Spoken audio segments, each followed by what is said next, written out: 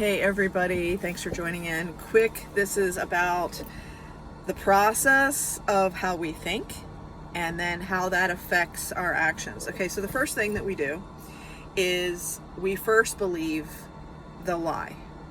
The lie comes in the form of negative thoughts. So then we start to believe our negative thoughts. So for example, we might think a negative thought, I'm not good enough.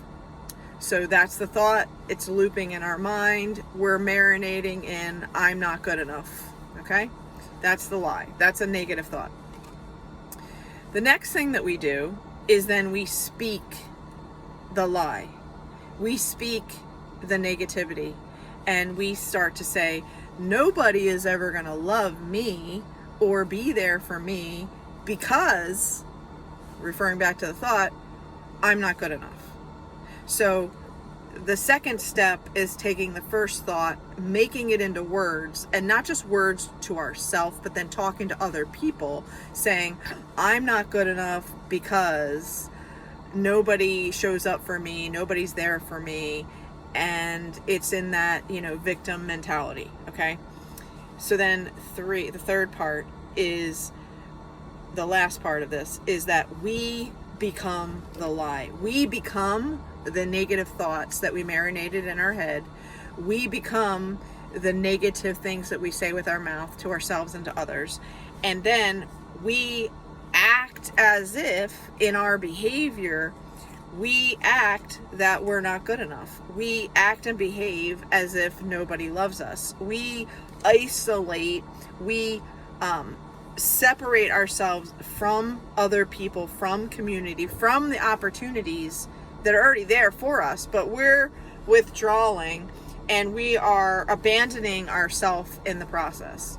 So we say, we think a negative thought, I'm not good enough. We say the negative thought, nobody loves me, nobody's there for me, therefore our behavior becomes, nobody loves me, I'm not good enough, I'm going to hibernate, I'm going to isolate myself, I'm going to withdraw from society, and therefore nobody can hurt me because I'm isolating, okay? Now, this is not the ideal way to live, okay?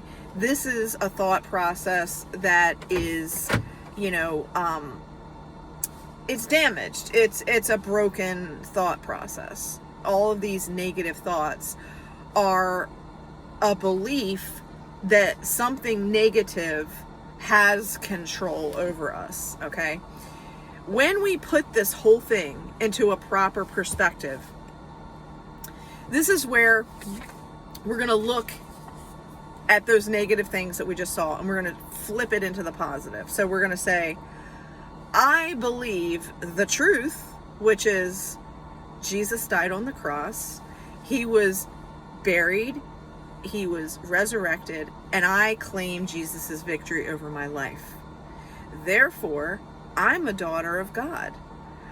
I am victorious, and I am living in the truth that I am good enough, I am deserving, I am a daughter of the King, okay?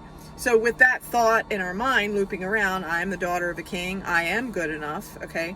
Then we're going to speak that over ourselves and our own, life, and then over speaking that to other people. And we're saying, everyone is drawn to me because I'm the daughter of the King, and people are going to love me because God loves me, and other people see the light that's shining out of me, and therefore people are going to be drawn to me and my love because of God's love, and I am deserving of good love, of God's godly type of love, and people are going to express that towards me. And then lastly, we become the truth, meaning we act as if that we are good enough. We start to say, you know what, I don't really like the way that you're speaking to me negatively, and I'm setting a boundary that's not working for me. And then we remove ourselves from situations that are unhealthy, that are ungodly, that are full of negativity. And we live in, I am good enough. I am a daughter of the King. Therefore, I deserve to be treated with respect. I deserve to have environments that are supportive of me. I desire to be around people that are going to respect me and honor me and treat me as their equal. I deserve to be in the company of people that are going to value me, that I am a daughter of God. Okay? And I don't need to isolate, okay? Because I'm in harmony and I am drawing to myself other people that are in harmony, and we are going to have, a balanced, community and balanced communication, because I'm standing in the truth of who I am, that I am good enough, that I am a daughter of the King, and that I am deserving of respect and of quality conversations. Now, when I notice someone acting in their negative, I can see that very quickly, and I can say, oh, they're operating in their negative. They're operating under the devil. They're not operating under God. And I can gently withdraw or associate myself to the situation so that I'm operating out of the positive of who Jesus is. So it is a different way to look at this situation. That's what I'm trying to do. I'm trying to get you to see differently, to hear differently, and then to live differently. So think about the lie, which is what we started with. Think about the truth, which is what we're ending with. And when you're operating and living out of the truth, and that is Jesus's victory, then everything else that you're receiving, it becomes a blessing because you're operating out of the truth. Hope that helps. Have a good night.